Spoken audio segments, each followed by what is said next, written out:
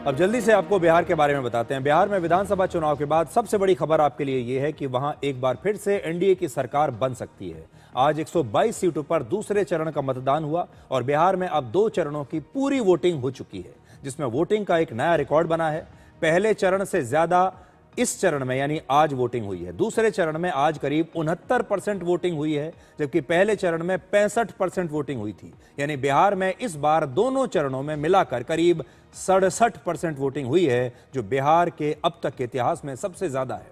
Voting के बाद आज सभी एग्जिट पोल्स की रिपोर्ट आ गई है और उनमें एनडीए की सरकार बनने का दावा किया जा रहा है। आपको दिखाते हैं कि जो 7 बड़े एग्जिट पोल्स हुए हैं वो क्या कहते हैं और उन सब का अगर हम औसत निकालें तो वो औसत क्या कहता है।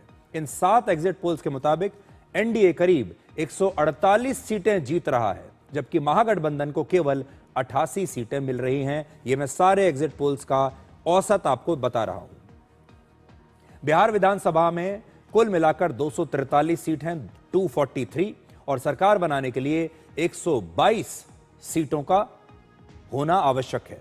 ऐसे में एग्जिट पोल्स के आंकड़ों से यह साफ पता चल रहा है कि बिहार में एनडीए की सरकार बनना लगभग तय है। सारे के सारे जितने एग्जिट पोल हैं वो सब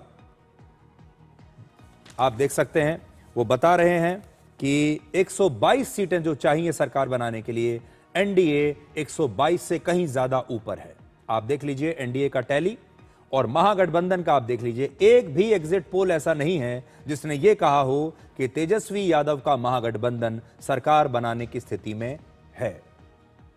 इसलिए अगर नतीजे कुछ और आए तो मतलब सारे के सारे एग्जिट पोल गलत निकले, लेकिन अगर ये सारे एग्जिट पोल सही हैं तो इसका मतलब यह है कि तेजस्वी यादव को अब 5 साल और इंतजार करना पड़ेगा। इसका मतलब यह है कि राहुल गांधी ने जो वोट चोरी का मुद्दा बनाया वो वोट चोरी का मुद्दा बिहार में नहीं चला। इसका मतलब यह है कि बिहार में ब्रांड मोदी और ज्यादा मजबूत हुआ है।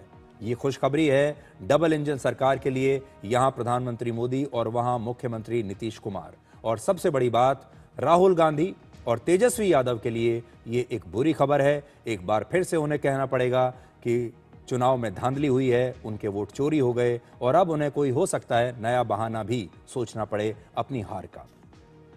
एक ब्रेक, और ब्रेक के बाद डिकोड जिंदगी में आपको दिखाएंगे आज का विचार।